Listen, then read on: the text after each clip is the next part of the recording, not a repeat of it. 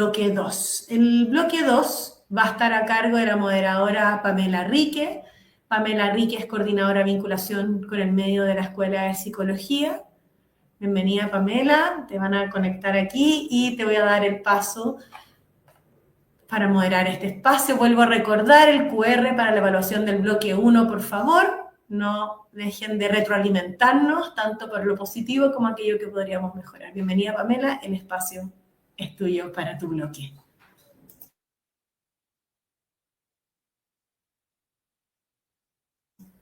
Yo no te escucho, quiero estar seguro en el chat si todos los demás escuchan, tal vez soy yo.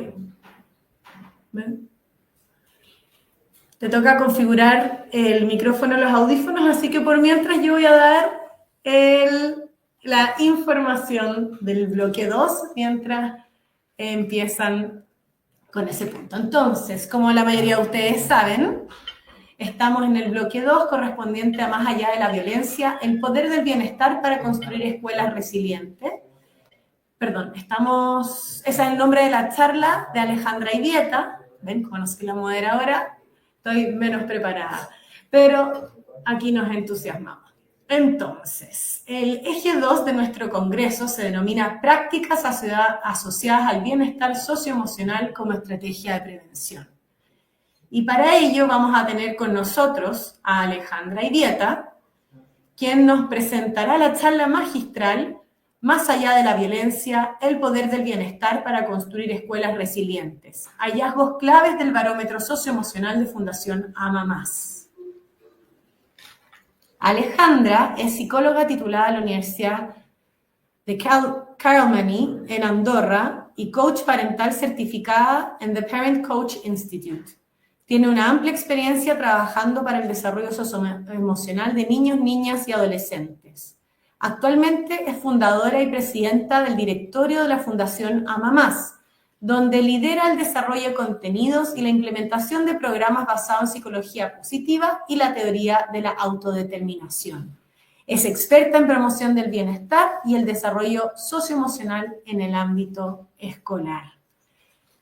Bueno, te damos la más cordial bienvenida, Alejandra, si puedes iniciar la conexión para que estemos seguras de que la vida digital está todo perfectamente conectado.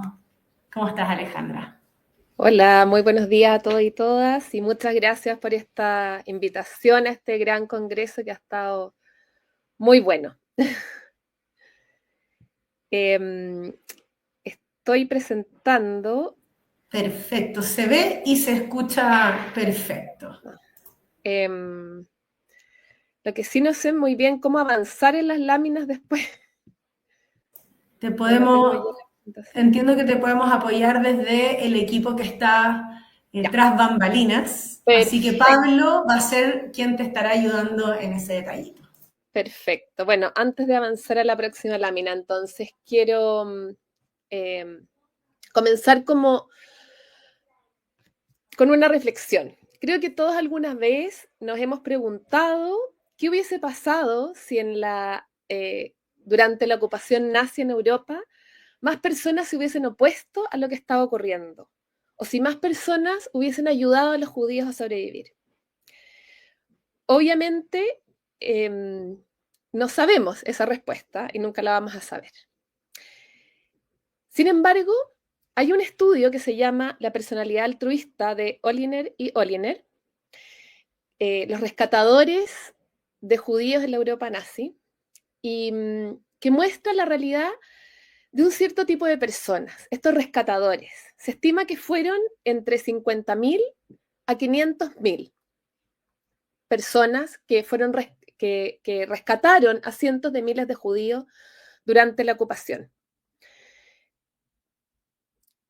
Este estudio de corte cualitativo logró desentrañar qué caracterizaba a esas personas, por qué esas personas se atrevieron. Y algo que descubrieron fue una fuerte motivación prosocial por ayudar, por salvar vidas, ¿no es cierto?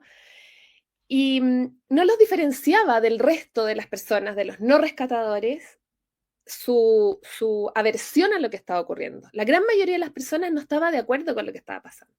Tampoco el que tuvieran más recursos o el que tuvieran más información sobre lo que estaba ocurriendo. Para ellos, como describen en este estudio, era casi inevitable actuar. Entendían que salvar la vida de un judío era salvar a la humanidad, era salvarse ellos mismos.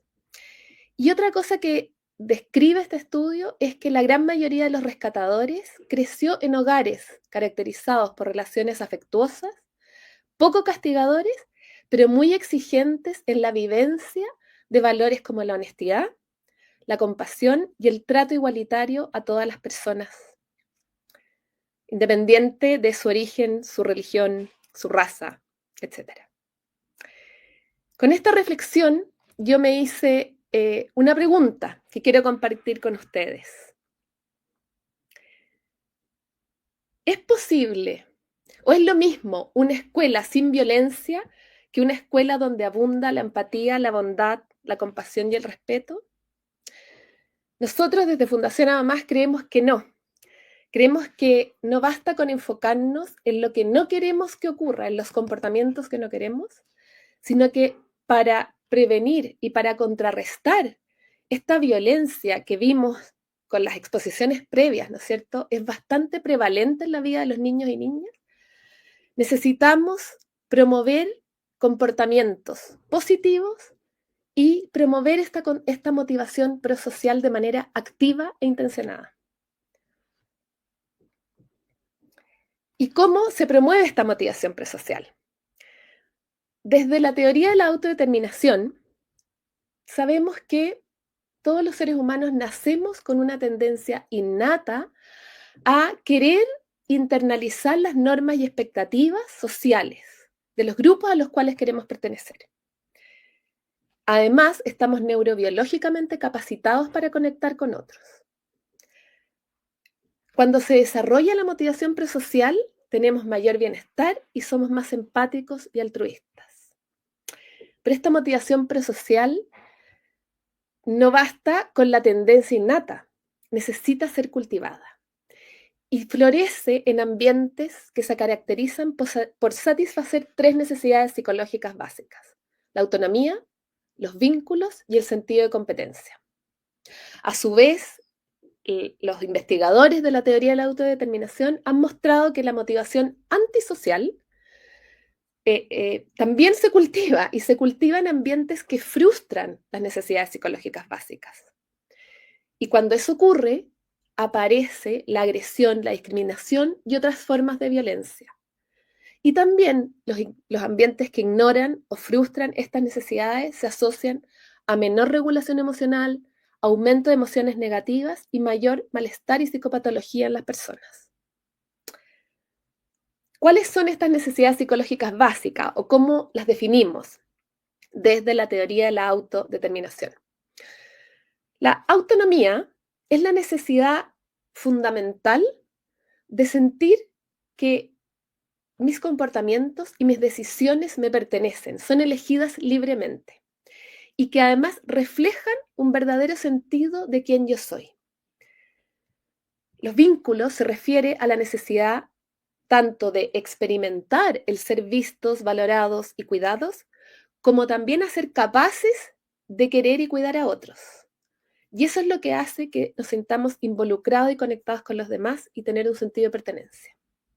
Por último, el sentido de competencia se refiere a sentirse efectivos en las interacciones con el entorno social y a experimentar oportunidades y apoyos para poder expandir, desarrollar los talentos y las capacidades.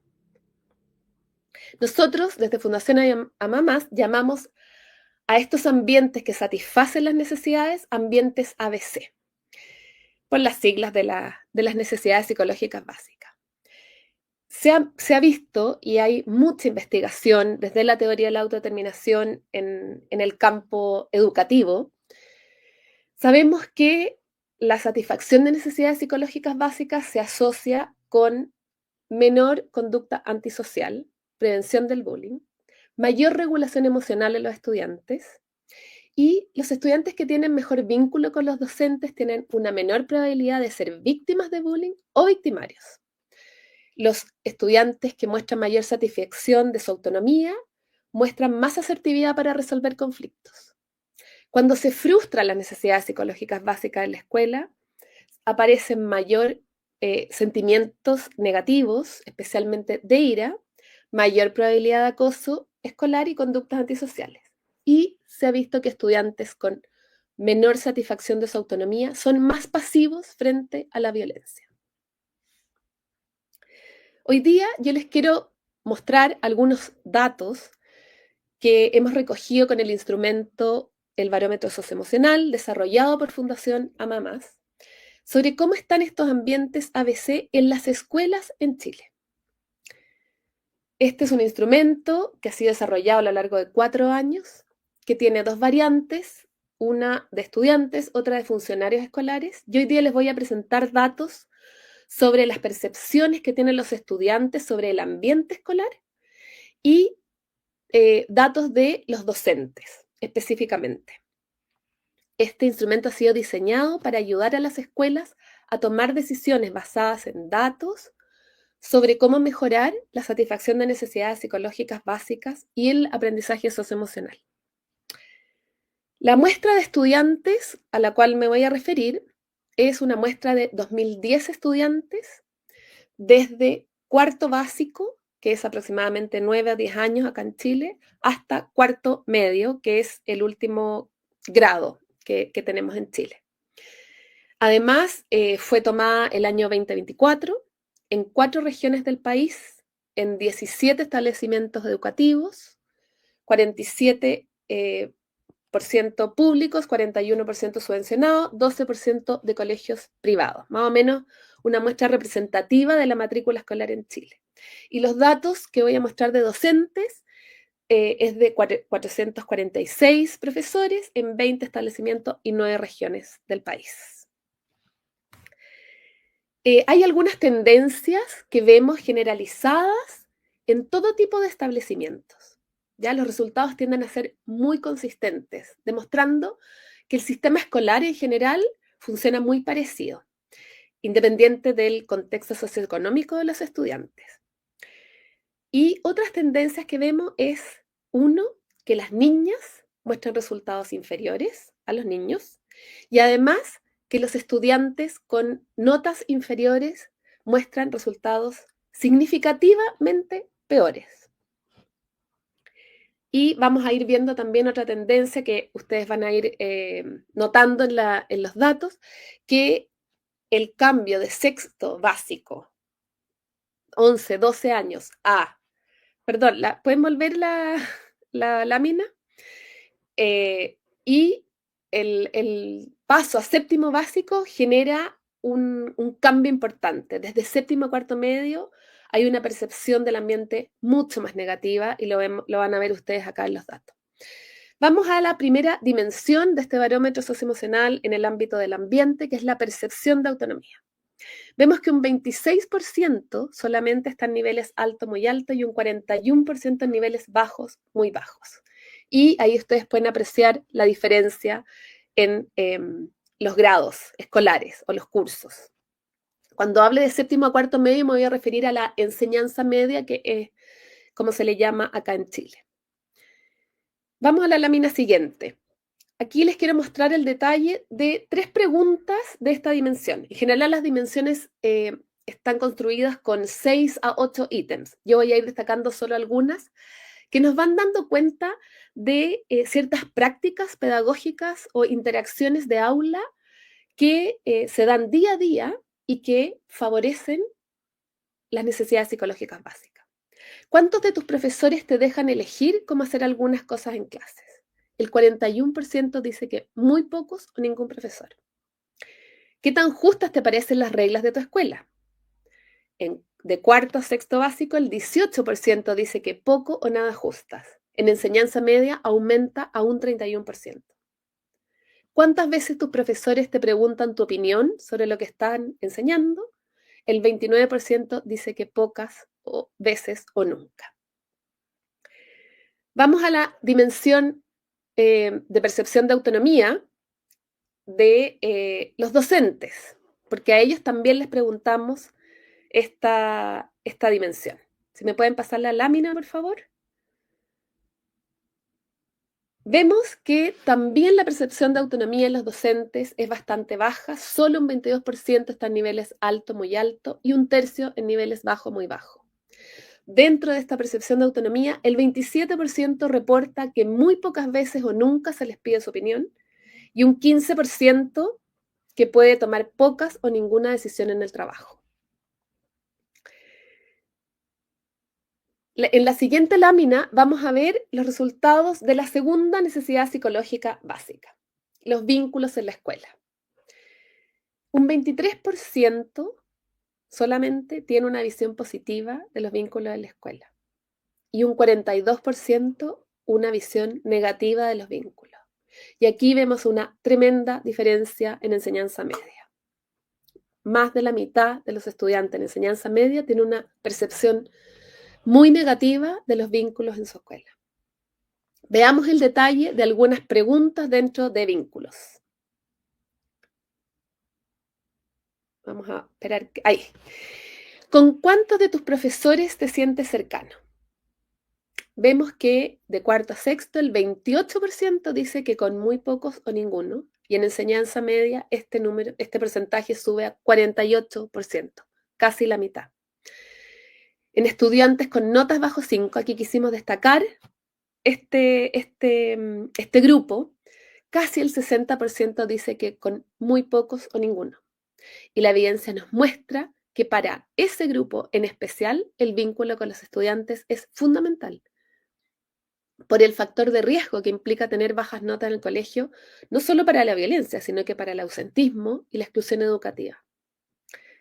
¿Qué tan unido te sientes con tus compañeros de curso?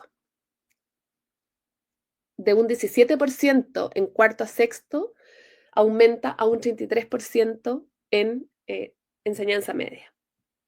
¿Cuánto te felicitan tus profesores cuando ayudas en la escuela? Esta pregunta alude directamente a una forma concreta de promover activamente la conducta prosocial. Y de cuarto a sexto básico, el 18% dice que muy poco o nada, y esto aumenta a un 35% en enseñanza media.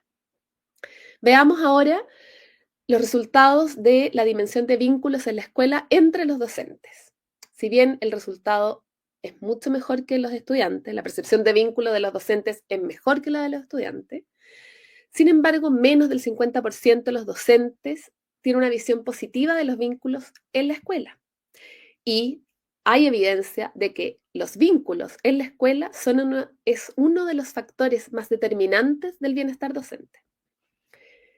Sin embargo, dentro de los docentes, el único indicador que está altamente positivo es su cercanía o su conexión con los estudiantes. El 91% se siente sumamente o bastante conectado con los estudiantes. Para que vayamos viendo una brecha que se produce en la percepción del ambiente escolar entre adultos, niños, niñas y adolescentes.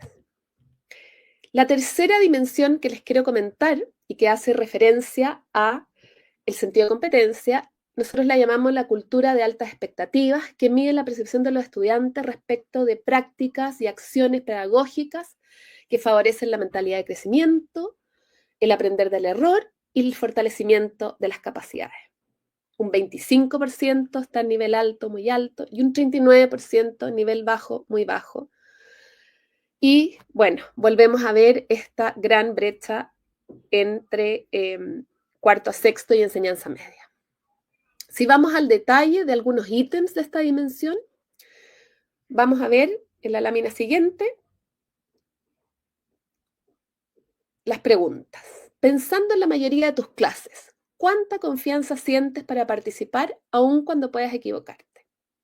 De cuarto a sexto básico, el 26% dice que muy poca o nada de confianza.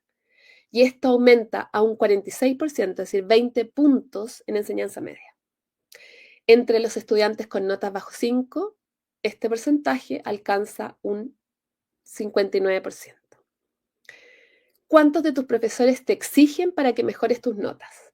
Esta es quizás una de las poquísimas preguntas en que tenemos un resultado más bajo en cuarto a sexto que en séptimo a cuarto medio. Un 39% en los cursos inferiores dice que pocos o ningún profesor les exige para mejorar las notas, y de séptimo a cuarto medio baja a un 32%. Y por último, ¿cuántos de tus profesores confían en tus capacidades? El 20% dice que muy pocos o ninguno. Eso es más o menos el porcentaje transversal en los diferentes cursos, pero entre estudiantes con notas bajo 5, este porcentaje aumenta a un 34%. A los docentes no les preguntamos cultura de altas expectativas, pero sí les preguntamos autoeficacia docentes, y que hace referencia a el sentido de competencia de los docentes. Y vemos que quizás es la necesidad psicológica básica de los docentes más satisfecha, porque un 75% está a nivel alto, muy alto. Para nosotros debiera ser más alto ese porcentaje, pero el porcentaje en bajo es muy bajo, un 2% solamente está en esos niveles. Y acá les preguntamos qué tan confiados se sienten. Y vamos a ver los porcentajes de los docentes que se sienten sumamente o bastante confiados en algunas prácticas pedagógicas. Por ejemplo, poder establecer vínculos positivos con todos sus estudiantes, el 93%. Poner normas y límites de manera respetuosa, 85%. Ayudar a los estudiantes menos aventajados a mejorar, 84%. Mediar en los conflictos entre estudiantes, 78%. Si me pueden pasar la lámina, por favor. Bueno, estos son los datos. Ya ustedes quizá anticipan cuáles son las estrategias ABC en la escuela para satisfacer estas 3 necesidades psicológicas básicas. La primera, y la más crucial, creo yo, que es satisfacer las necesidades psicológicas básicas de los docentes. Si los docentes no tienen bienestar y no tienen autonomía ni vínculos positivos, entonces va a ser muy difícil que ellos puedan satisfacer las necesidades de sus estudiantes en la sala de clase. Y luego ya específicas y concretas estrategias que nosotros trabajamos en las comunidades educativas y las trabajamos de manera práctica, las fraccionamos en acciones concretas y específicas que los profesores pueden aplicar en la sala de clase, y lo hacemos de una manera muy práctica. Les invitamos a elegir algunas de estas prácticas, no todas, porque es imposible que apliquen todas inmediatamente. Les ayudamos a elegir algunas de estas prácticas. Les invitamos a intencionar estas prácticas para sus clases, luego los observamos y les damos retroalimentación. Y ahí vamos acompañándolos en ir mejorando estas estrategias que, de acuerdo a la evidencia, sabemos que favorecen la motivación prosocial. Y son tomar la perspectiva de los estudiantes, dar sentido a las normas y aplicar una disciplina restaurativa, dar oportunidades para tomar decisiones, fomentar los vínculos entre compañeros y dar retroalimentación apreciativa, aprecio personal y aprecio académico. Esto no significa solamente decir cosas positivas, aunque eso ojalá fuera muy frecuente y ojalá fuera importante dentro de las salas de clase, sino que cuando corregimos, mostrar esa confianza en las capacidades y exigir es aprecio académico. Es decir al estudiante, yo sé que tú puedes, de una manera muy concreta. ¿Qué es lo que nos muestran los datos de manera elocuente? Desde mi punto de vista, es que nuestras escuelas no están satisfaciendo las necesidades psicológicas básicas y no están promoviendo la motivación prosocial. Dadas las condiciones que muchas veces tienen fuera de la escuela los estudiantes, como familias disfuncionales o barrios violentos, entendemos que son aspectos que la escuela no puede controlar, ¿cierto? Pero el tema es si estamos haciendo lo suficiente para hacer a los estudiantes resilientes frente a esos contextos. Eso, el contexto, la familia no la vamos a cambiar, pero nosotros estamos haciendo todo lo posible por generar en ellos esa motivación prosocial que les lleve a ser personas resilientes, a tener mayor bienestar. Entonces yo les quiero invitar, para cerrar esta presentación, a irse con más preguntas quizás que respuestas, porque nos pueden ayudar a tomar conciencia. en el rol que tenga cada uno, ya sea como directivo, como asistente de la educación, como profesor o incluso como papá, como mamá. Preguntarnos, ¿cómo en el día a día? No con el programa sobre violencia, no, en el día a día, cómo en las interacciones que estamos teniendo con los niños, niñas, adolescentes, estamos satisfaciendo las necesidades de autonomía, vínculos y sentido de competencia. Cómo estamos promoviendo el bienestar y la motivación prosocial y cómo estamos cultivando esta personalidad altruista. Muchas gracias y en la próxima lámina les dejo nuestros datos por si alguien quisiera contactarnos para tener más información de datos del barómetro socioemocional o de las estrategias ABC.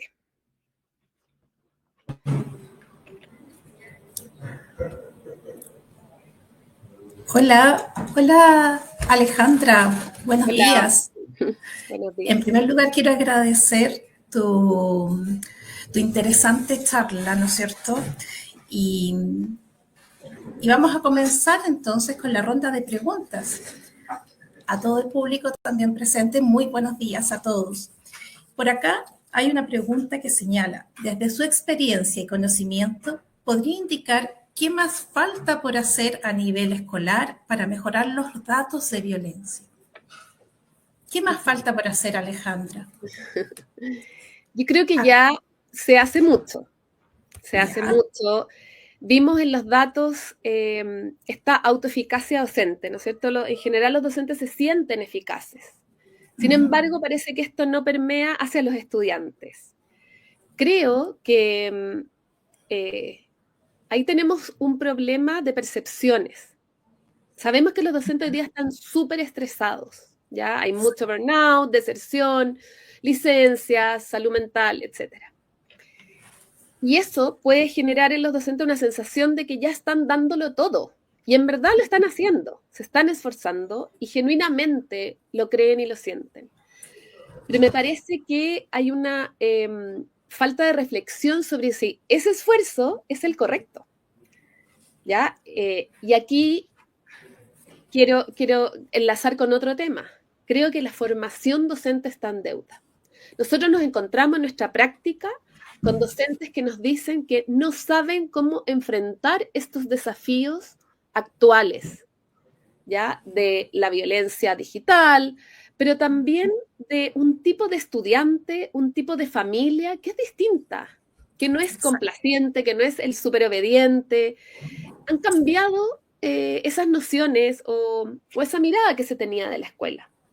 Hay más cuestionamiento, hay más crítica, pero bueno, esos son los estudiantes y las familias de hoy. Entonces los docentes tienen que salir preparados para esas problemáticas. Y ahí, bueno, obviamente se puede generar una tremenda discusión, pero creo que formación docente está al debe. Y apoyo a los docentes también desde el sistema educativo, por supuesto que sí. Pero también creo que hay que agradecer a las escuelas que de alguna manera siguen conteniendo a muchos estudiantes. Pero para revertir estas tendencias, estos números, estas cifras que vimos, no solo las que yo mostré hoy día de lo que está ocurriendo adentro de las escuelas, sino que estas cifras que están ocurriendo afuera, creo que las escuelas tienen que hacer una reflexión profunda, entender la perspectiva de los niños, niñas y adolescentes, que un poco lo que nosotros buscamos con el barómetro es levantar un poco su voz, como ellos están recibiendo, porque a veces hacemos esfuerzo, pero ese esfuerzo no es el correcto o no es suficiente. Entonces creo que ahí hay algunas variables que podemos ir mejorando.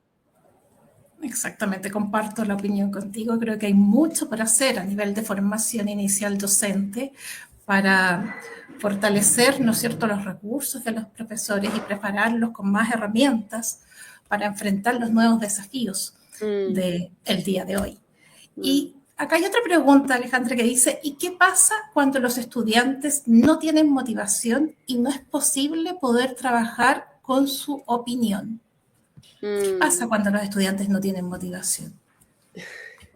Bueno, la primera pregunta es, ¿por qué no tienen motivación? La segunda es, ¿qué los motiva? Las personas siempre tenemos motivaciones. Todos nuestros comportamientos están motivados, si no, no habría comportamiento. Ahora, efectivamente, hay un estado de amotivación, que es cuando el estudiante, por ejemplo, no se involucra con el aprendizaje, está amotivado por el aprendizaje. O cuando un estudiante tiene una conducta antisocial o un mal comportamiento, tiene una motivación para comportarse de esa manera, que es una motivación antisocial, podríamos decir. ¿Ya? Entonces, primero hay que entender este concepto de que la motivación no es algo como de la persona. Las motivaciones surgen de acuerdo a los ambientes. Y ustedes podrán haber escuchado o haber vivenciado que, y quizás ustedes mismos cuando fueron estudiantes, a veces, y esto se ha mostrado en la evidencia, en una clase, el mismo estudiante se comporta de una manera con ese profesor y a la clase siguiente, o sea, no han pasado ni siquiera 45 minutos y en otra clase aparece otro profesor y se comporta de otra manera. Muchas veces en las escuelas pasa, ¿por qué con ese profesor todos los niños se portan bien? ¿Y por qué conmigo se portan mal? O viceversa. Bueno, eso habla del tremendo impacto que puede tener un adulto en cómo gestiona el ambiente escolar para favorecer los distintos tipos de motivación. Entonces, aquí yo hago la pregunta, ¿creemos realmente que la escuela puede impactar significativamente la vida de los estudiantes? Porque si no creemos eso, si no tenemos esa confianza de que sí podemos, trabajando en equipo, yo no digo que sea fácil, pero si podemos, entonces yo voy a generar acciones específicas para lograrlo.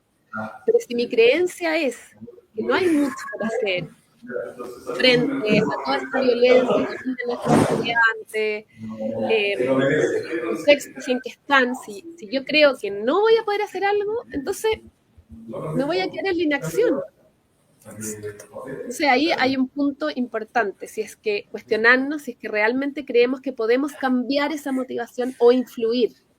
No somos el único factor, pero sí tenemos herramientas para hacerlo. Y creo que hoy no estamos implementando esas herramientas por desconocimiento, por falta de formación o por creencias de que es muy difícil cambiar esa realidad. Exactamente. Y para concluir, Alejandra, ¿qué mensaje te gustaría transmitir para ya ir cerrando este bloque a todos los asistentes que están presentes acá? ¿Con qué mensaje final cerramos? Mensaje final. Creo y he visto que los docentes y los líderes escolares tienen mucha vocación en nuestras escuelas. Y creo que genuinamente dan su mayor esfuerzo. Pero creo que también el estrés en el cual están sometidos, por distintas razones que no podemos ahondar, muchas veces les lleva a actuar por impresiones, por creencias, porque siempre ha sido así, y no hay tiempo, es como que la escuela corre todo el día y no hay tiempo para reflexionar. Yo creo que el primer paso siempre es detenerse, buscar evidencia, tener datos y tomar decisiones en base a evidencia y en base a una reflexión profunda sobre cómo estamos educando hoy a los estudiantes de hoy y con qué estrategias, las de ayer o con las nuevas estrategias que hoy día la evidencia nos propone. Muchas gracias, Alejandra, por tu interesante presentación, por compartir estos resultados de la Fundación AMAMás y por todas las reflexiones compartidas en este espacio. También agradecemos a todos los presentes que han estado acá escuchándote y damos inicio ahora, para seguir con nuestro programa, al panel. Así que agradecemos a Alejandra y comenzamos con nuestro panel denominado Prácticas asociadas al bienestar socioemocional como estrategia de prevención. Para comenzar entonces esta instancia, queremos presentar a los expositores que nos acompañan hoy en este espacio. En primer lugar, presentamos a Claudia Ovalle. Ella es psicóloga con un máster y doctorado en educación, docente del Departamento de Psicología de la Universidad Santo Tomás Villavicencio y la Universidad de Antioquia en Colombia. También contaremos con la presencia de Mónica Peña, quien es doctora en educación de la Pontificia Universidad Católica de Chile y psicóloga de la Pontificia Universidad Católica de Valparaíso. Ella es investigadora adjunta de la Facultad de Psicología de la Universidad Alberto Hurtado y especialista en temas de educación, infancia, adolescencia, diversidad e inclusión. Es colaboradora en Valoras UC y consultora internacional en educación y culturas digitales. Por último, contaremos con Alejandra Poblete, quien es licenciada en Psicología de la Universidad Andrés Bello y licenciada en Artes de la Universidad Arcis, diplomada en Psicología y Neurociencias por la Universidad de Buenos Aires. Actualmente trabaja como psicóloga clínica y organizacional y se desempeña como consultora de proyecto, especialista en programa de apoyo emocional en crisis en Mutual Asesorías. Ahora invitamos a nuestra primera expositoria, Claudia Valle, quien nos presentará el tema Prácticas basadas en evidencia para el desarrollo de regulación emocional y la prevención de la conducta disruptiva. Bienvenida, Claudia. Hola, muy buenos días. Un caluroso abrazo desde la llanura de Colombia, la Orinoquía en Colombia, tan hermosa como los paisajes de Chile. Entonces, muchísimas gracias por la invitación. Muy rápidamente, pues voy a comentarles acerca de un trabajo que estamos desarrollando para mejorar el bienestar de los niños, niñas y adolescentes en las instituciones educativas. Asociado a este trabajo hay una publicación, si es de interés de ustedes, por el chat envío el link a la publicación, también envío mi correo electrónico por si quiere que le dé la publicación. Entonces, un segundito, por favor. Les brindo mi correo, que no lo incluí en las diapositivas. Mi nombre es Claudia Patricia Ovalle y vamos a hablar hoy un poco acerca de prácticas basadas en evidencia para desarrollo de la regulación emocional y la prevención de la conducta disruptiva.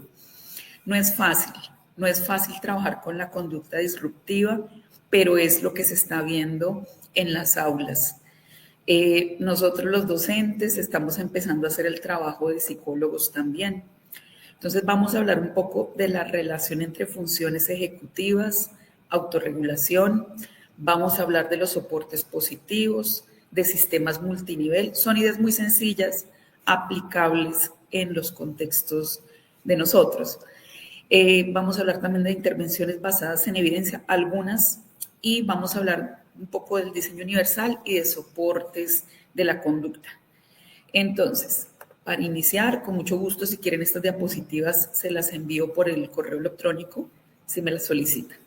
Entonces hay una relación definitivamente entre las funciones ejecutivas como poner atención, seguir instrucciones, enfocarse, poder cambiar el foco de atención, pensar flexiblemente, y las habilidades socioemocionales, compartir, cooperar, desarrollar relaciones positivas, identificar las propias emociones, poder solucionar problemas de tipo social. La intersección entre estas dos habilidades son las habilidades de autocontrol y autorregulación. ¿Podemos fomentarlas en las instituciones educativas? Sí.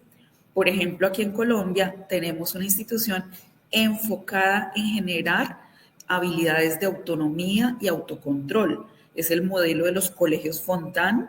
Entonces los invito a que miren ese modelo, profesor Julio Fontán, donde se cambia un poquito la estructura de la escuela y ya se habla más bien de talleres, no de grados, y pueden participar varios niños de distintas edades en estos talleres y los niños mismos deciden cuándo están listos para promoverse a un siguiente nivel sin dejar de encontrarse con los compromisos que pide Secretaría de Educación y Ministerio de Educación. Entonces, dentro de la institución se cambian todas las reglas, hay mucha horizontalidad, los profesores son ayudantes, son asesores, no son personas que dirigen el aprendizaje. Es el mismo estudiante el que gana autonomía, el mismo estudiante toma decisiones y se le está supervisando con equipos donde hay psicólogos, se involucra padres de familia, etcétera, que están supervisando lo que el estudiante está haciendo, pero tiene mucha libertad y mucha autonomía y efectivamente desarrolla ese autocontrol y autorregulación. Entonces es un modelo interesante para pensar la escuela. Por ahora, pues voy a hablarles de los sistemas multinivel. Esta idea no es nueva. Desde los Estados Unidos ya se viene manejando intervenciones universales, intervenciones selectivas, intervenciones indicadas. ¿Podemos trabajar en las instituciones educativas? Sí. Es una intervención buena, bonita, barata e involucra a todos y a todas. Es que el bienestar no es solo de los niños, también es de los padres de familia, de los docentes. Hay docentes que llegan a dictar clase estando en duelo. Hay docentes que llegan a dictar clase sin haber tenido de pronto un apoyo emocional, un apoyo psicológico. Entonces, lo que queremos es establecer equipos de bienestar e intervenciones de modo que la gente, como se dice en inglés, doesn't fall through the cracks, que no se caiga por entre las rendijas y se nos escapen los casitos que necesitan atención, ¿sí? De hecho, todos necesitamos atención. Entonces, este modelo nos dice, hay intervenciones universales para todos los estudiantes y para todos los niveles y toda la comunidad educativa. Hay intervenciones que son selectivas, que son por pequeños grupos. Y hay intervenciones intensivas para individuos que requieren atención clínica, ¿sí? Entonces, nada se nos escapa. La idea es que apliquemos los 3 niveles en la institución educativa con equipos de bienestar coordinados que involucran psicólogos, trabajadores sociales, profesores interesados en bienestar y en salud emocional. Entonces, ¿se puede hacer? Sí. ¿Qué estamos nosotros proponiendo? Este sistema multinivel, apliquémoslo a desarrollo de habilidades ejecutivas y desarrollo de habilidades socioemocionales. En Colombia, recientemente, este año, se emitió una ley de salud mental y se emitió una ley que dice que tenemos que formar en habilidades socioemocionales a todas las personas, a todos los estudiantes. La salud mental se está convirtiendo en un derecho público, en un derecho de las personas aquí en Colombia. Y tenemos que trabajarlo también desde las escuelas, ¿sí? Las escuelas también son ambientes donde se generan conductas que nos proporcionan bienestar y salud. Bueno, entonces, por ejemplo, muy brevemente, todo esto está en el libro, si lo quieren revisar, y en las diapositivas, tenemos, por ejemplo, en el nivel 1 universal para desarrollar función ejecutiva. ¿Qué podemos hacer? Una institución llamada Mountain View, que queda en Fairfax, Virginia, tomó el concepto de mentalidad de crecimiento, implementó un programa de 12 semanas, no tomó mucho tiempo del currículo, ¿sí? Entonces, pueden ver en la página web que está allí incluida en la diapositiva cómo se hizo esa aplicación de ese currículo para poder generar una intervención universal en mentalidad de crecimiento, de modo que todos los estudiantes pudieran entender que se puede, que son capaces, que somos fuertes y que somos afectivos. En Moncrief School en Canadá se creó un conjunto de superhéroes, entonces se hizo como marketing, campañas, haciéndole marketing a las habilidades socioemocionales y a las habilidades de función ejecutiva. Entonces cada superhéroe, uno era, por ejemplo, autorregulación, otro era metacognición, y estas figuritas llamaban mucho la atención de los niños y les recordaban que tienen que entrenar sus habilidades ejecutivas. Y por último, el programa SMART que desarrolló Lynn Meltzer le da a los estudiantes también vocabulario y los involucra, los hace como pequeños expertos en habilidades ejecutivas. A nivel de universal para habilidades socioemocionales y conductuales, entonces se recomienda mucho tener siempre medidas de cribado, tamizajes, que nadie se nos quede por fuera. 5% de los estudiantes siempre, bueno, en la mayoría de las instituciones, requiere algún tipo de intervención y se nos pierden, no las reciben. Entonces podemos hacer medidas de cribado, aplicárselas a todo el mundo. Por ejemplo, sistemas de screening o de tamizaje comportamentales y emocionales. Está el ejemplo del BES. También sistemas de screening, por ejemplo, de estudiantes en riesgo. También habilidades socioemocionales.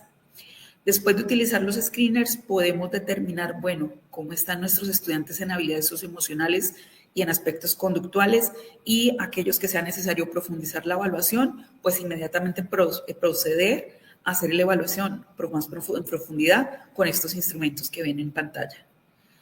Bueno, en el segundo nivel, que son intervenciones un poco más grupales, ¿sí?, y también más enfocadas en temas específicos, se recomienda, por ejemplo, para función ejecutiva, trabajar porque en pequeños grupos, por ejemplo, por grados, una de las funciones ejecutivas, por ejemplo, inhibición de la respuesta con los más pequeñitos en jardín, en preescolar. Ustedes han escuchado que ya se está evaluando funciones ejecutivas, por ejemplo, con los más pequeñitos. Yo les puedo decir cabeza, hombros, rodillas y pies, y decirles, ustedes me van a hacer lo contrario. Cuando yo diga cabeza, ustedes se tocan los pies. Y cuando yo diga hombros, ¿se tocan qué? Las rodillas. ¿Para qué? Eso es inhibición de la respuesta. Se les dificulta, ¿sí? Pero se puede entrenar. Atención sostenida, súper importante. Los niños pierden mucho la atención. En China, por ejemplo, se les pone un EEG, un aparatito en la cabeza como una diadema que mide ondas cerebrales. Si los niños están desconcentrados, se prende una luz rojita. Si el niño está concentrado, se prende una luz verde. Y esa medida llega al computador del profesor. Entonces podemos ver lo que están pensando de alguna manera. Es un poquito intenso, ¿no? Una medida muy intensa, pero es interesante pensar en procesos y cómo los vamos mejorando. Entonces, por ejemplo, atención sostenida en todos los grados se puede trabajar. Gestión del tiempo, memoria de trabajo, inicios de la tarea, persistencia en objetivos. También podemos trabajar algunas funciones ejecutivas como control emocional, planificación, metacognición, flexibilidad y organización por cada uno de los grados o dependiendo, por ejemplo, las necesidades de grupos específicos, ¿sí? ¿Cómo se pueden entrenar esas habilidades socioemocionales? Es muy fácil. Uno puede siempre, los equipos de bienestar, que no es solo un psicólogo, porque un psicólogo no puede atender como ocurre en Colombia. La ley nos da un psicólogo por 2.000 niños en una institución educativa, eso no es funcional. Entonces toca armar los grupos de bienestar, los equipos de bienestar. Entonces, el equipo de bienestar puede asesorar a los docentes en cómo trabajar este tipo de habilidades, cómo entrenarlas, pero es que es necesario hacerlo todos los días. Entonces se puede, embebido en el currículo, en lo que hacemos, en la interacción diaria, en las actividades cotidianas, embeber estas habilidades. ¿Por qué es importante? Porque nosotros estamos acostumbrados a que remitimos al psicólogo o a psiquiatría o a terapeutas y nos dan una etiqueta y nos quedamos ya con eso. Ah, es que él se porta así porque es un niño que tiene TDAH. Él se porta así porque es un niño con trastorno desafiante. No, esa no es la respuesta. La respuesta es procesos y qué tanto domina procesos el niño, ¿sí? Entonces tenemos que entrenarlos en esto. La ley en Colombia dice, tienen que entrenar en los colegios en habilidades socioemocionales, pero no existe un currículo socioemocional en Colombia. No sabemos que tenemos que irnos por este tipo de habilidades. Entonces podemos apoyarnos en neuropsicología escolar, podemos apoyarnos en psicólogos escolares, en psiquiatría, en terapeutas de lenguaje, de integración sensorial, etcétera, etcétera, para poder lograr trabajar sobre estas habilidades ejecutivas. En el nivel 2, por pequeños grupos, también podemos trabajar habilidades socioemocionales y conductuales. Por ejemplo, hay programas, hay currículos ya construidos. Está el PEB, que hace seguimiento diario a los alumnos que muestran síntomas. Entonces se les pone un tutor, se mira las conductas disruptivas, se mantiene un control diario, se mantiene un control por clase, muchos ojos encima de un solo niño. ¿Para qué? Para ayudarlo con su conducta disruptiva. A veces los niños sufren porque saben que se portan mal, pero no saben por qué se pueden controlar, ¿cierto? Porque no se pueden controlar, perdón. Entonces, este programa PEB está sugerido entre los 5 y los 14 años. El programa Coping Power también permite que los estudiantes aprendan gestión de la ira, ¿sí? Toma de perspectiva, comprensión e identificación de emociones, relajación, resolución de problemas, toda una serie de habilidades para la vida. Y no solo eso, entrena a los niños y a los padres para que en los dos contextos, escuela y casa, se manejen estas habilidades. A veces el niño lo que hace es copiar la conducta del papá o de la mamá. La mamá se sale de los chiros, pelea, grita. Entonces los niños también se comportan así porque creen que ese es el mecanismo de solución de problemas. A nivel intervención más focalizada, intervención individual, entonces en el nivel 3 para función ejecutiva. Entonces, en Nueva Gales del Sur, por ejemplo, hay escuelas ya construidas para fines específicos. Por ejemplo, escuelas y colegios dedicadas a estudiantes con trastorno emocional o trastorno de la conducta, porque ellos necesitan otras actividades, otros ambientes, ¿sí? Eso no desvirtúa la integración. Obviamente que un niño con trastornos o un niño con dificultad, digámoslo así, puede estar en un aula normal, sí, pero necesita apoyos. Y eso a veces se nos olvida. También podemos pensar en una estructura institucional alternativa como escuelas con fines específicos.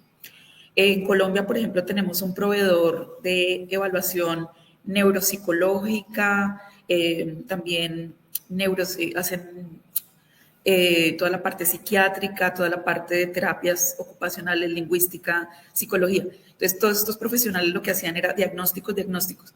Y un día la misma institución, que es una institución privada, decidió sacar una institución educativa.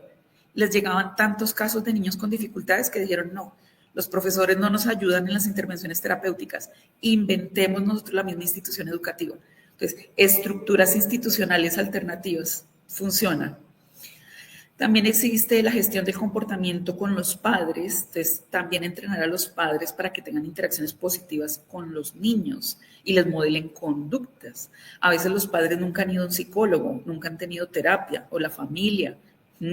Y efectivamente los niños lo que nos están mostrando es lo que está pasando en el ambiente en la casa. No es que sean ellos, es el ambiente. Entonces también que tenemos que involucrar mucho en los equipos de bienestar a la familia, ¿sí? La alianza familia-escuela. Y por último, soluciones colaborativas y proactivas. Entonces, la idea es tratar de manejar comportamientos explosivos, la inflexibilidad cognitiva, la intolerancia a la frustración. Es todo un entrenamiento, ¿sí? Hay que educar las emociones. Nadie nos enseña a hacer eso. Entonces, toca darle herramientas a los chicos. Son herramientas para la vida. Bueno, a nivel socioemocional, entonces ya tenemos, por ejemplo, nosotros los psicólogos manejamos algo que es el análisis funcional del comportamiento. Entonces, todo el equipo de bienestar puede enfocarse en un solo caso y tratar de entender cuál es la función del comportamiento del niño o niña que presenta conducta disruptiva o dificultades en funciones ejecutivas. Entonces, por ejemplo, a nivel de comportamiento se hace análisis funcional, miramos antecedentes, precipitantes, conducta y mantenedores de la conducta. Y también tratamos de entender porque cada caso individual es distinto, ¿sí? Uno puede tener, por ejemplo, muchos niños con trastorno oposicionista desafiante, pero las características son muy distintas. Entonces, ¿qué es lo que quiere el niño con ese comportamiento? Busca atención, quiere huir, quiere evitar algo, y tratamos de reemplazar, tratamos de generar conductas alternativas, ¿sí? Ellos también sufren, los niños que se comportan mal también están sufriendo. No saben autorregularse. Y hay niños también que son muy introvertidos y que no muestran conductas externalizantes, sino internalizantes. Por lo general, esos casos se nos pasan de largo y no nos damos cuenta y los dejamos sin apoyo. Finalmente, quiero terminar ya. Recuerden, también existen soluciones buenas, bonitas, baratas, diseño universal, donde tratamos de trabajar motivación, la curiosidad, la individualidad, la autonomía, que cada uno se exprese como puede responder mejor. Entonces, el diseño universal quiere decir aprendizaje para todos. A veces con las actividades que proponemos nosotros mismos le dificultamos el aprendizaje al estudiante. Y los soportes. Tú puedes ir a Amazon, en amazon.com o en otro proveedor y se encuentran herramientas para todo.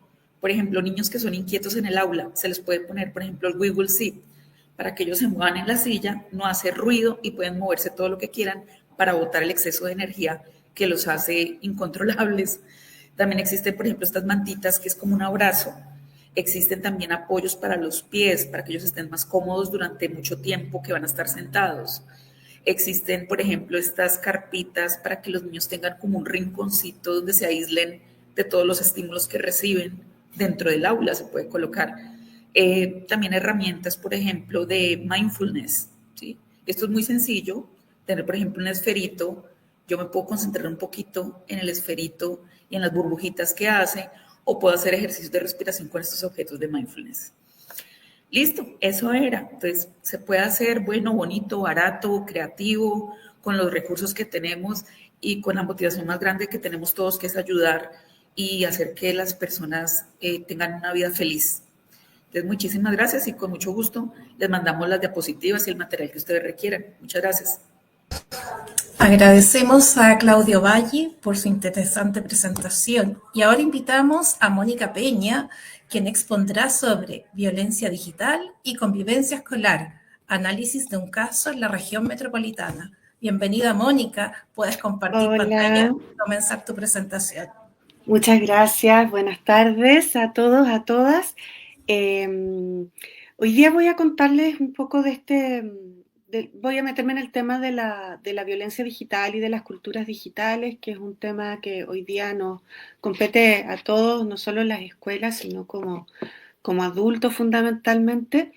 Y me voy a basar en un caso que es un poco fallido, van a ver, pero nos sirve para ir entendiendo y me voy a concentrar mucho como en pasos y elementos muy concretos. No va a ser una presentación conceptual, sino más bien como ir viendo como las cosas que se pueden hacer, las que no, en fin.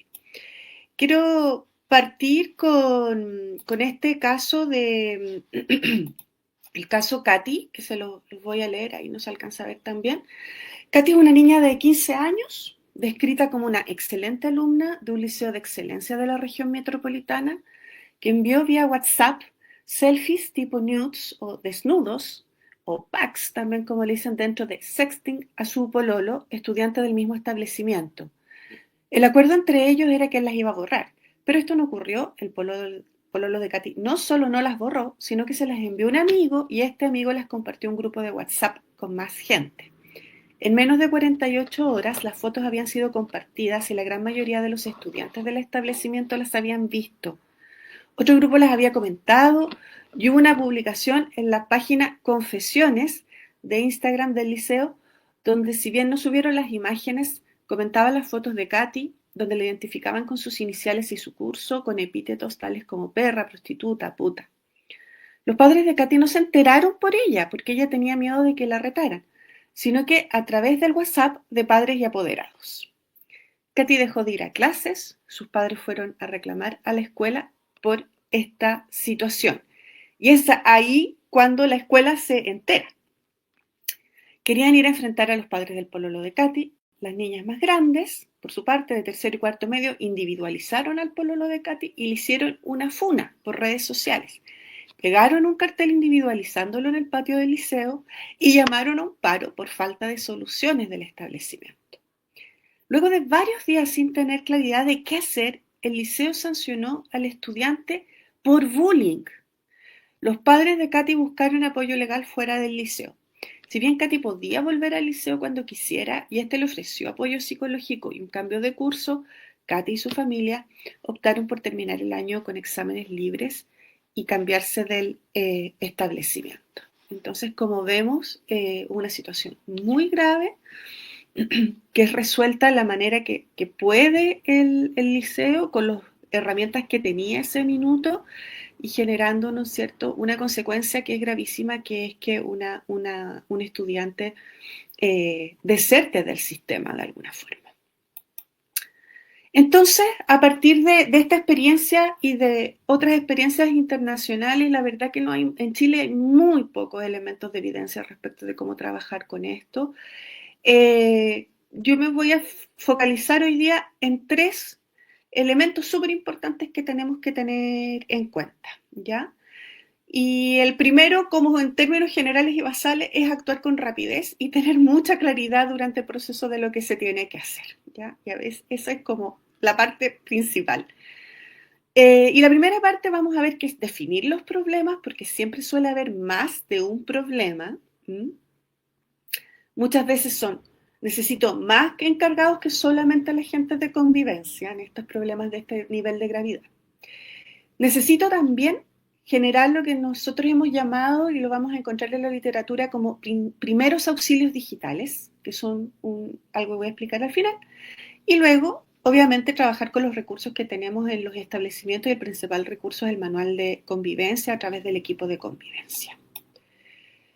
Partamos por la definición del problema. Este es como un cuadro que yo hago cuando trabajo en establecimientos, que pongo como los problemas así que a mí se me ocurren más o menos, o que nosotros vimos en ese caso, los pongo en desorden y los vamos trabajando, porque lo primero que tengo que hacer es priorizar la gravedad de los problemas, o sea, nombrarlos, identificarlos. A veces la gente cuando trabajamos identifica más que los que yo nombro ahí, que es Katy y su estado, el pololo, los padres de Katy, el resto de los papás, la funa en sí, el paro o la amenaza de paro, el daño reputacional que tiene la niña, ¿no es cierto?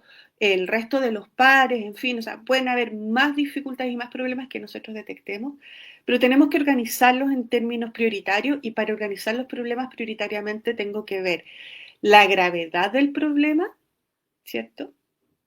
Y la vulnerabilidad de los sujetos. Por supuesto que es más problemático, es tan problemático algo que es tan grave como para Katy, ¿no es cierto?, su daño en salud mental, su daño reputacional, su daño, ¿no es cierto?, como víctima de violencia de género. Es muy grave porque ahí tenemos la vulnerabilidad de una niña, de una menor de edad, con casos muy graves. Entonces ahí yo tengo que ir justamente como buscando y trabajando esa priorización de los problemas, porque como vemos vamos a tener que trabajar con una matriz de problemas. Segundo, los problemas hoy día existen dentro y fuera de la escuela. Este es el cambio de paradigma fundamental que tenemos. Y es que si bien estamos dentro del establecimiento, y el problema se generó afuera, se generó en la casa de los niños, en el pololeo que ocurre fuera de la escuela, esto incide directamente en la convivencia dentro del establecimiento. Entonces, ese paradigma como de que no, lo que pasa acá dentro de la escuela es solo lo que pasa dentro de la escuela, hay que tener mucho ojo y hay que empezar a desecharlo. Podemos hablar justamente de la ley de prohibición de smartphones, que va a resolver algunos problemas, pero no todos, que ya existe, que ya está por existir en Chile. Algunos de los problemas que encontramos los va a englobar el reglamento o el manual de convivencia, otros no, y eso hay que estar muy atentos. Y cuando hay violencia de género, como es este caso, lo que tenemos que estar siempre súper preparados como establecimiento a entender que el problema va a ser global. Porque generalmente nosotros lo que vamos a ver es que el resto de las niñas se va a identificar con este tema y se va a identificar con este problema. Y por eso es tan importante una cosa que a veces las escuelas o los establecimientos dejan de lado porque lo encuentran un poco como frívolo, banal, que es el tema de las comunicaciones y cómo yo comunico esto, en qué momento, qué digo, cómo hablo, con qué transparencia presento los problemas.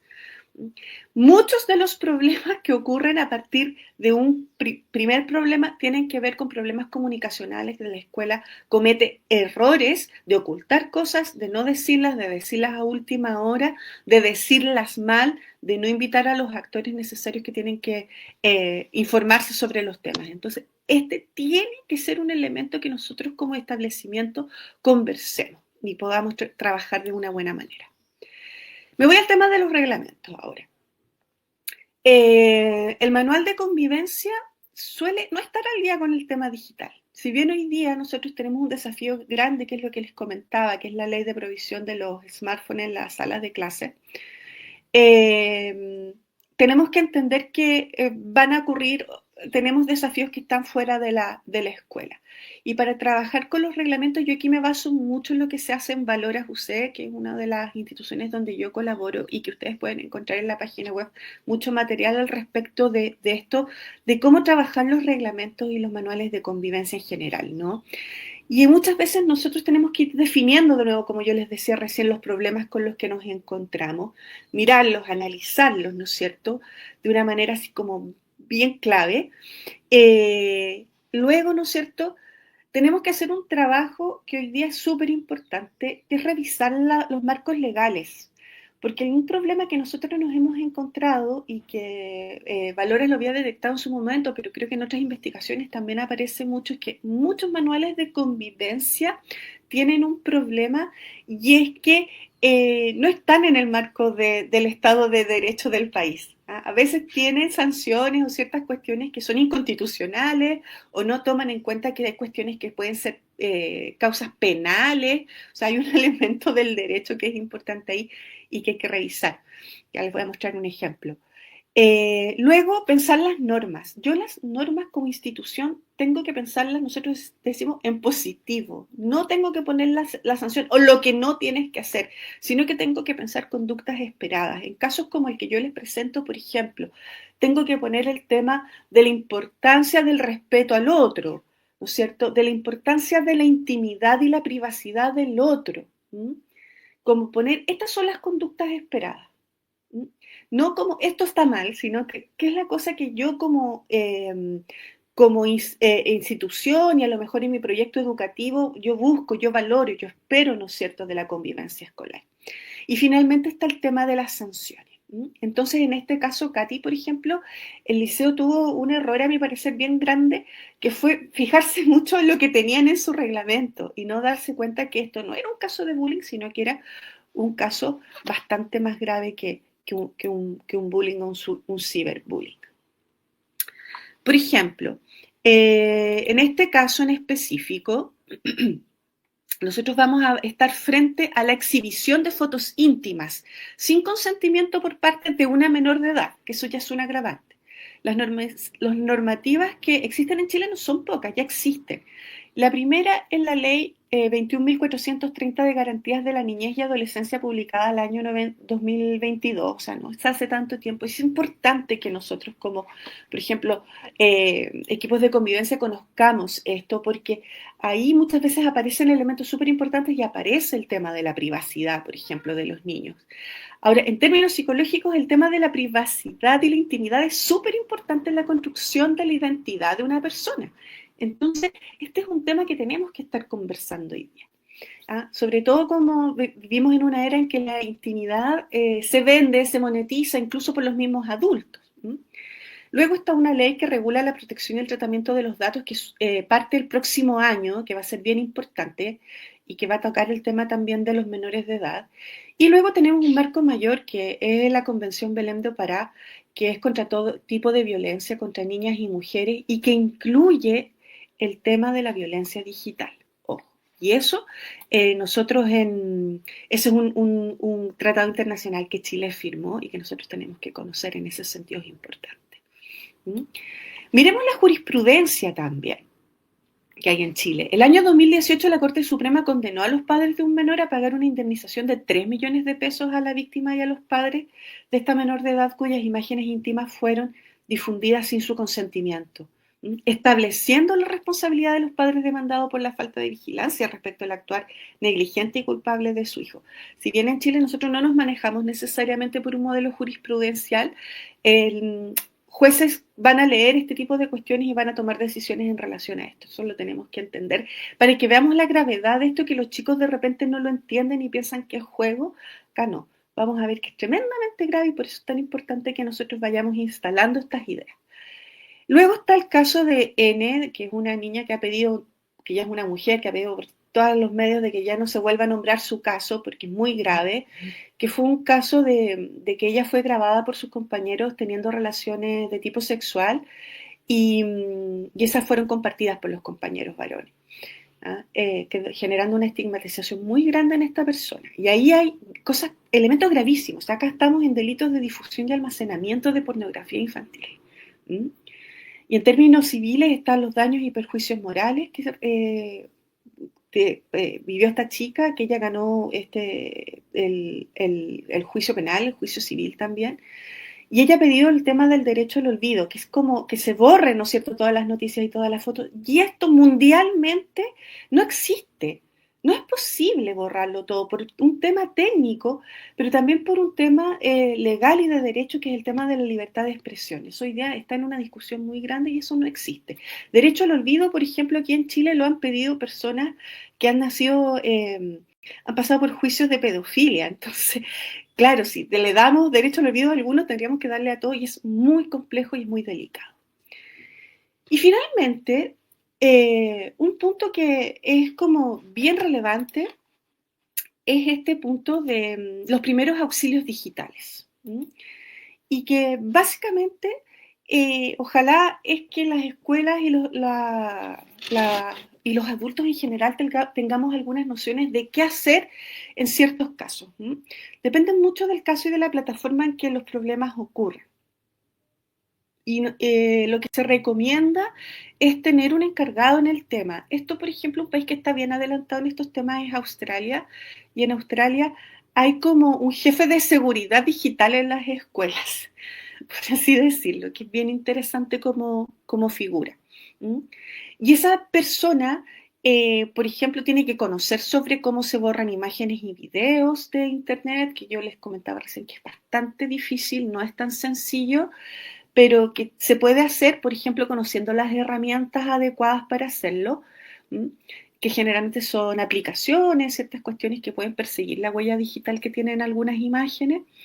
Y también conocer, esto es súper importante, los espacios de denuncia en las plataformas. Las plataformas tienen la obligación de ayudar a los niños, niñas, adolescentes y personas adultas también a resolver los problemas con los que se encuentran. Las plataformas no son tierra de nadie y este es un tema que para mí es tremendamente relevante. Y es que tenemos que insistir como país, como adultos, como Estado de Derecho, en que las plataformas, las grandes plataformas que hoy día son bastante monopólicas, sabemos que son bien poquitas las que se usan, tengan accountability y se hagan cargo de algunas cuestiones. ¿Ya? Y en algunos países, por ejemplo, como en Inglaterra, hoy día se ha hecho una legalidad, un marco legal que obliga a las plataformas a responder frente a estas situaciones. No se la llevan así libre, ellos también tienen una responsabilidad importante. Los primeros auxilios digitales es súper importante trabajar con rapidez y respeto total de la privacidad de las personas. Generalmente yo a esta persona le voy a pasar la clave de mi teléfono para que me ayude, ¿no es cierto?, a resolver esta problemática.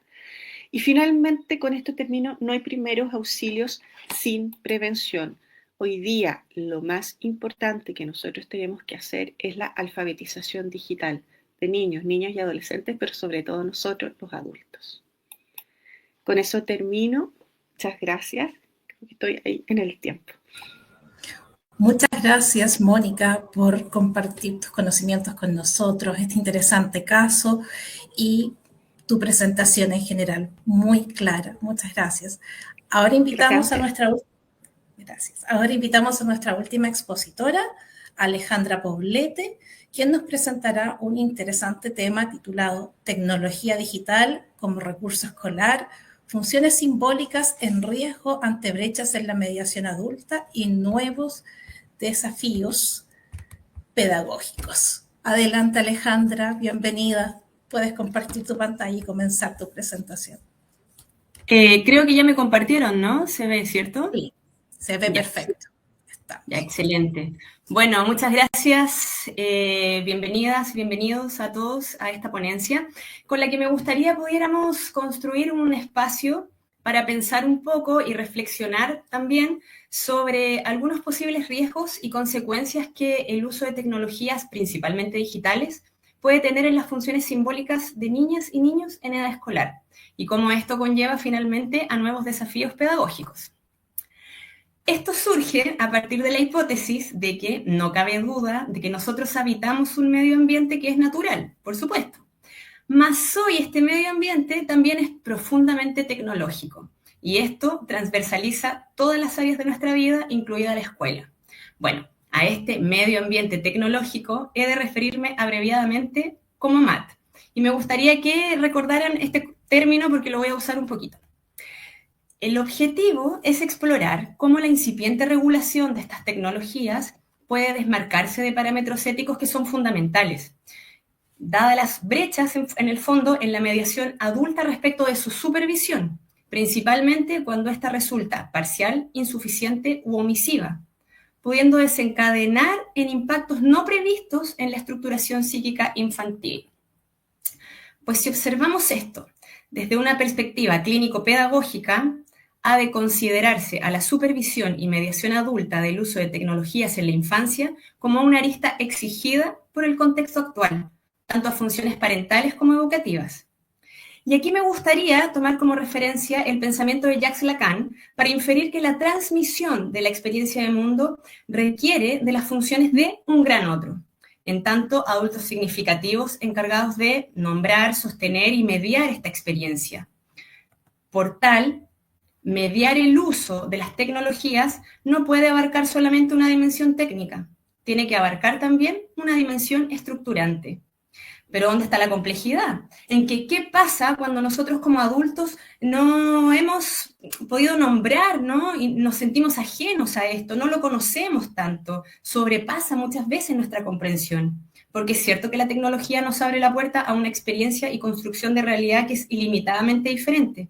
Y con esto también se abre la puerta a actualizaciones muy vertiginosas, rápidas y constantes respecto de los modos de aprenderlas y también de enseñarlas.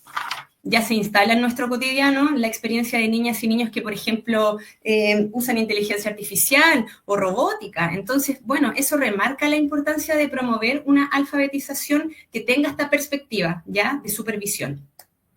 Porque aquí, ¿qué pasa? Con las funciones simbólicas en desarrollo de niñas y niños, si hay tanto de esto que nosotros no podemos simbolizar.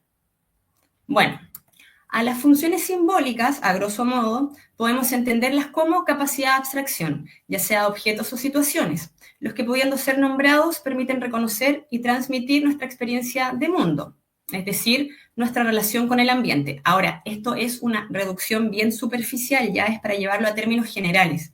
Pero este proceso también, visto desde el psicoanálisis, marca la inscripción del sujeto en el orden simbólico, es decir, la inscripción en el campo del lenguaje, proceso que ha debido de ser mediado y nombrado por un otro antecesor. Entonces, esta función mediadora del gran otro es constituyente al sujeto y fundamental para el desarrollo del pensamiento, puesto que representaciones mentales que sustituyen una situación o un objeto por un símbolo permiten organizar y dialogar la experiencia interna con la externa. Bueno, pongamos esto en el campo de la cultura, porque aquí nos vemos desafiados, ¿no? Pues se ha modificado abruptamente nuestro entorno representacional, y no en una forma determinada, sino como la experiencia de continuas actualizaciones que desencadenan brechas en esta función mediadora, y por consecuencia, impactos en las funciones simbólicas. Y con estas brechas, hago alusión a aquello en lo que podemos vernos imposibilitados de abordar, y no por negligencia, sino como algo propio del desfase estructural de generaciones que se han visto atravesadas por una diferencia abismal respecto del uso de tecnología. Acá me gustaría citar una frase del texto Pulgarcita del año 2012 de Michel Serres, recogiendo la idea de que las actuales infancias habitan un mundo donde el saber se construye de manera radicalmente diferente. Pulgarcita ya no habita el mismo mundo que sus padres. La escuela, la autoridad, el saber, todo ha cambiado de lugar. Y con esto me gustaría también contar algo personal. Yo siempre me he recordado mi profesora jefe de segundo básico, por allá por el año 1989, reproduciendo pruebas en una caja que tenía una cosa que era como una gelatina. Entonces ella iba sacando, primero hacía una matriz escrita a mano, la calcaba, ¿cierto? Y luego iba sacando las pruebas una a una. Bueno, el pizarrón también lo escribía a mano.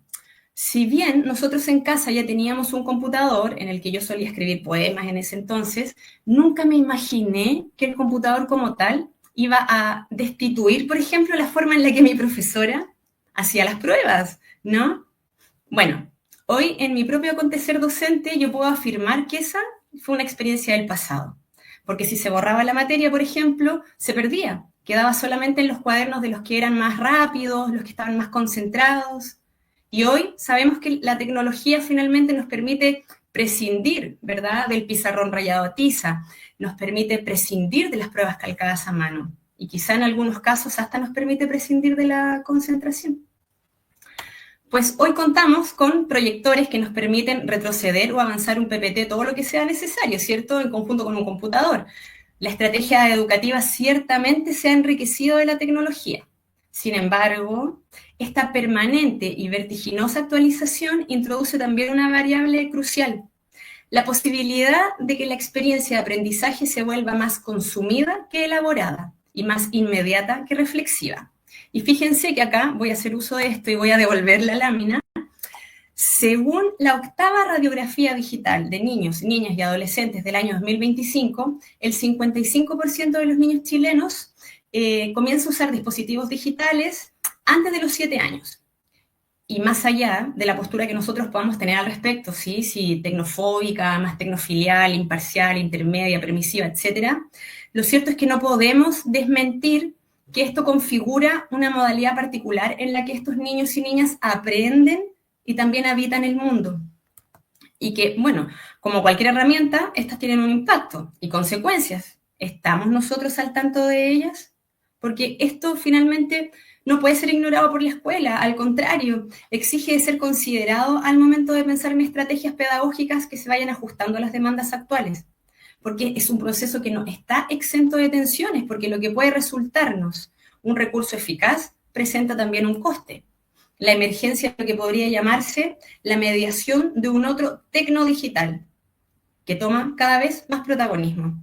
Y bueno, lo que desencadenan tanto a nivel psicológico como cerebral estos nuevos medios, ¿no? Cuando ingresan precozmente, continúan en permanente investigación. Pero si lo llevamos en relación a la mediación niño-ambiente, podemos decir que tiene un impacto estructurante. Porque si entendemos que simbolizar implica abstraer, representar y narrar la experiencia del mundo, podemos advertir lo siguiente. En primer lugar, un empobrecimiento de la función representacional, dado que el acceso constante e ilimitado a representaciones como videos, ¿no es cierto?, que son bien cortitos, o simplemente fotos, no involucra al cuerpo ni a la presencia de ese niño o niña en lo que hace, sino que lo transforma en un espectador. Con esto emerge también un déficit en la función reflexiva, dada la satisfacción inmediata que ofrecen las tecnologías y que limitan ciertos procesos de espera y frustración que son súper necesarios para que la experiencia del mundo sea metabolizada psíquicamente. Porque reflexionar requiere de símbolos y también de una temporalidad que se ve cada vez más erosionada por la inmediatez. Y por último, podemos advertir cómo la inscripción en el orden simbólico se ve fragilizada si la mediación de la experiencia niño-ambiente queda envuelta mayoritariamente por un otro tecnodigital, corriendo el riesgo de quedar atrapada en un flujo de estímulos que son fragmentados, poco integrados y también pobres de intencionalidad formativa, afectiva y sobre todo subjetivante. Porque es observable como hoy la subjetividad infantil habita dimensiones que son más reactivas. Numerosos son los casos de desregulación emocional, falta de atención, inquietud motriz sin causa aparente, dificultad en la construcción narrativa del sí mismo, ¿cierto? Y una mutación absoluta del juego como interacción. Ahora, estos indicadores, lejos de patologizar a la niñez, deben ser comprendidos como respuestas adaptativas a MAT. Por ende, son parte de las consecuencias que nos toca mediar. Porque este gran otro tecnodigital tan envolvente y cada vez más presente pareciera transmitir la información a través de una exposición continua y masiva de contenidos, y no necesariamente orientados a un sentido ni a una relación dialógica. Entonces, así se comienza a construir una brecha, que no radica únicamente en la supervisión de contenidos o de uso, sino en la presencia o ausencia de mediación subjetivante.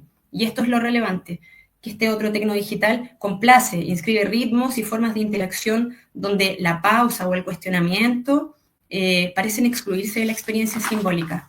Entonces aquí la escuela enfrenta un desafío, ¿no?, que va más allá del histórico desafío de enseñar. Hoy alberga el imperativo de encontrar un equilibrio que sea integrador entre la mediación pedagógica y el uso de tecnologías que se ve envuelto por este gran otro tecnodigital. Porque, bueno, ya sabemos que la tecnología introduce nuevos ritmos también, nuevas formas del lenguaje, porque hoy con un emoji, con un sticker, podemos prescindir de explicar algo, ¿no es cierto? Las palabras quedan como retenidas en estas imágenes.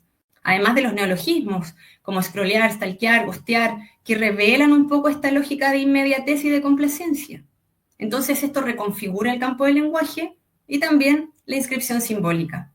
MAT, como tal, se vuelve obsecuente. Y es ahí donde aparecen síntomas, donde lo pulsional retorna muy crudo, ¿no? Como por ejemplo en esta agresividad o angustia infantil, que hoy se ve en niveles muy extremos.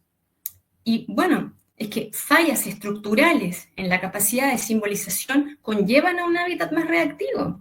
Y en la escuela lo vemos, porque se desata cierta apatía también y desinterés por experiencias que requieren, por ejemplo, de la concentración del cuerpo y también de la palabra, como la lectoescritura. Y esto genera un problema tremendo también para los docentes.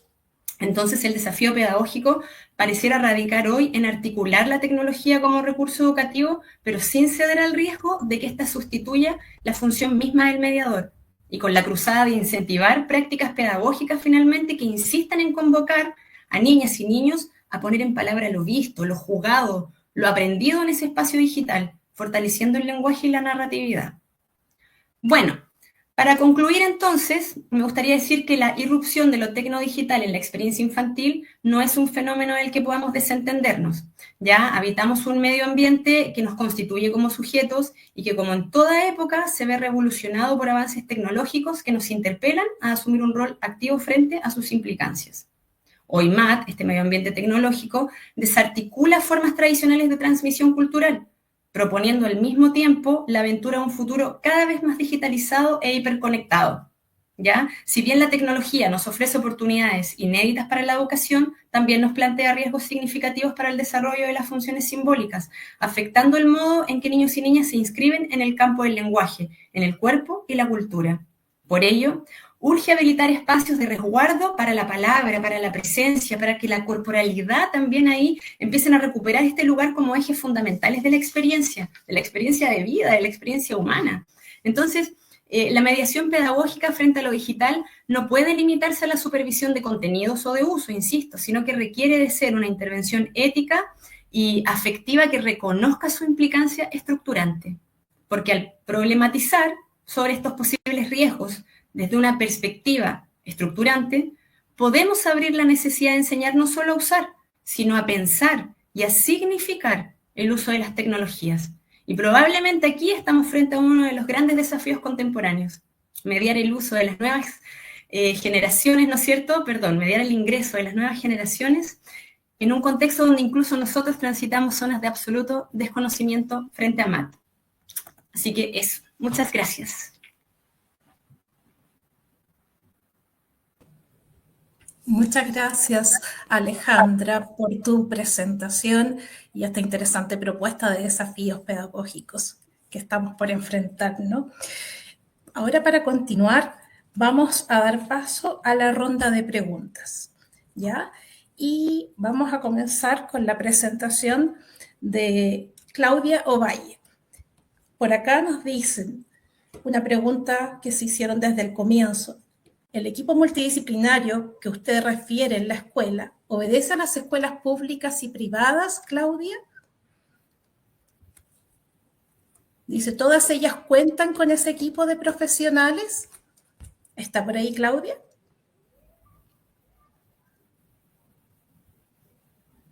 Claudia se fue, nos dicen por acá. Bueno, vamos a dar pie entonces a la segunda pregunta, que es para Mónica Peña. Por acá nos preguntan, Mónica, ¿cómo pueden los padres ejercer un rol activo en la regulación del uso digital sin generar conflictos? Qué difícil. Difícil porque los conflictos siempre están en las relaciones padre e hijo y el tema es cómo resolver de la manera como que esos conflictos tengan al final, ¿no es cierto?, un aprendizaje y un crecimiento. Pero, a ver, yo creo que hay que partir de la base de que los problemas digitales, si bien parecen como súper distintos, desafiantes, una serie de cosas, como lo que te provocan son más o menos las mismas cosas que te provoca el mundo no digital. O sea, rabia, pena, las mismas emociones, eso no cambia, ¿no? Los problemas con los amigos, con los padres, en fin, o sea, todas esas cosas, si tú tienes un marco familiar y de crianza donde esos elementos están más o menos bien puestos, no deberían de pasar grandes cosas. De hecho, yo creo, y eso nosotros lo podemos encontrar en la evidencia de que, si bien hay una creencia muy fuerte, y han habido libros incluso que lo tratan de demostrar, pero eso no es tan así, de que como que el mundo digital trae como nuevos problemas mentales a los niños. Y en realidad, si nosotros vemos, lo que vamos a ver es que los niños más vulnerables en el mundo digital son los mismos niños que son vulnerables fuera del mundo digital. ¿Ya? Por ejemplo, las niñas son más vulnerables a violencias que los niños. Y en el mundo digital eso se reproduce. Eso hay que tenerlo claro. Ahora, lo que yo considero que es súper importante como adultos en general y como padres en específico es darnos la pega de alfabetizarnos digitalmente y de entender ciertas cosas, cómo funcionan. ¿Mm? Dos cuestiones así cortitas, porque sé que el tiempo es relevante. Una, conocer las plataformas en las que están usando mis hijos e hijas. Conocerlas, preguntarles, mirar en qué están. Por ejemplo, hoy día está de moda Roblox y está súper en la polémica. Tengo que entender cómo funciona Roblox y entenderlo desde una lógica que yo siempre digo que es riesgos y oportunidades. Oportunidades, claro, los niños juegan, aprenden, se entretienen, en fin, esto es importante. Yo no puedo dejar a los niños en una lógica fuera de lo digital porque ese mundo ya no existe. Pero sí tengo que ver los riesgos también. Y eso necesito conocerlos, buscar, averiguar. Tengo que conocerlos, aprenderlos. Los riesgos de Roblox hoy día son muy graves. Por ejemplo, hay mucho grooming en Roblox porque funciona en línea. Entonces, no es poco común que hayan adultos que se hagan pasar por niños para generar relaciones, ¿no es cierto?, con niños menores de edad. Entonces tengo que conocer bien los riesgos que están ahí y tengo que alfabetizarme. Y ese es un desafío específicamente, sobre todo para nosotras las mujeres más grandes. Porque muchas veces nosotras como que decimos, ay, me da miedo la tecnología, no quiero, no me gusta, no me meto. Y la verdad es que esa es una posición de la cual nosotros tenemos que salir y estamos obligadas a salir y tenemos que darnos cuenta de que sí podemos, de que sí sabemos, de que sí venimos a un streaming online, lo llevamos a cabo. O sea, tenemos que entender y posicionarnos y empoderarnos en ese lugar como autoridades también de conocimiento frente a nuestros hijos e hijas. Eso es un tema que no es menor. Eso creo que cositas, pequeñas cositas que creo que son importantes que tenemos que tener. Alfabetizarnos. Muchas gracias, Mónica. Comparto completamente tu opinión, tu reflexión. Creo que es trascendental estar al tanto de lo que los hijos ven, entenderlo, comprenderlo, verlo también, para poder tener una opinión y saber orientarlos, ¿no es cierto?, y guiarlos a ellos. Así que muchas gracias, Mónica. Alejandra, por acá surge otra pregunta para ti, que decía, a ver, la voy a proceder.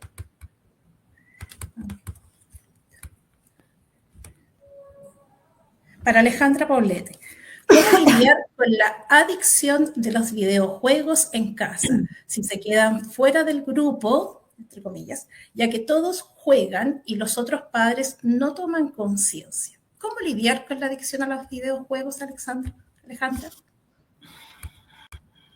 Bueno, ese es un temón el día de hoy y también un desafío tremendo, porque ya desde el punto de que decimos la adicción a los videojuegos, ya estamos hablando de algo que es bastante más complejo, que se desmarca del uso propiamente tal. No es usar, entonces, acá la tecnología, ¿no es cierto? Sino que ya estamos hablando de una persona que se ha convertido en adicta. Ahora, pasa mucho, sobre todo con esto de que es tan rápido los videojuegos y lo que te ofrece finalmente, que claro, o sea, el placer de en el fondo estar ahí es tal que el del pasaje a la adicción es un movimiento muy rápido, es un movimiento que es muy rápido. Entonces, ya yo pienso que si hablamos netamente de adicción, ahí el abordaje debiese tal vez ser como se abordan las adicciones en este caso, ¿no? Ya pasamos a esto que puede ser más clínico y de trabajarlo de una manera más interdisciplinaria también, en el ámbito de la salud mental hablando. Ahora, en la parte quizás un poco más previa al punto de la adicción me refiero, sino ya con el uso, bueno, acá también tomo parte de lo que dice Mónica, ¿no? Esto de alfabetizarse, y yo lo tomo como en vías de la supervisión, porque nosotros no solamente tenemos que supervisar, ok, el uso, no, sí, 2 horas, 3 horas, o bueno, ¿qué es lo que está viendo? Sino que, insisto, que tiene que ver con esto de alguna manera reflexionar al respecto, como de lograr que mediante que ese niño o niña pueda ir narrando la experiencia que tiene, no sé, en esto que hoy sucede, este mundo, este universo que por ejemplo hoy es Roblox, ¿no? Que pueda narrar esta vida que tiene en ese lugar, ¿no? Pero traspasarla a este otro plano, conversarla con los adultos que tiene cerca, con las personas, de alguna manera poder ir reflexionando al respecto, o sea, invitarlos a esas conversaciones, ¿no? Y también a las preguntas, antes de que lleguemos quizás a estos puntos de adicción, como, ¿qué es lo que más te gusta de eso? ¿Qué te pasa? Ya, ¿y qué te parecería si lo ocupamos un poco menos? O si además de eso también hacemos otras cosas. Como que siento que ya cuando hablamos de adicción, ya pasamos un umbral también. Entonces, tal vez como a los puntos que yo voy como hilando, están como en esto previo a ese umbral, como antes de la adicción, sino como al cómo podemos mediar su uso para justamente no ir cayendo en la adicción. No sé si me di a entender. Sí, yo al menos te entendí claro, Alejandra, así que muchas gracias a las dos por las presentaciones de hoy día y por permanecer aquí hasta el final, ¿no es cierto?, para poder responder alguna de las preguntas. Lamentablemente, por motivos de tiempo, no podemos continuar con las preguntas porque están muy interesantes ambos temas, pero le agradecemos a ustedes y a todos los participantes de los paneles de la mañana que estuvieron acá compartiendo con nosotros.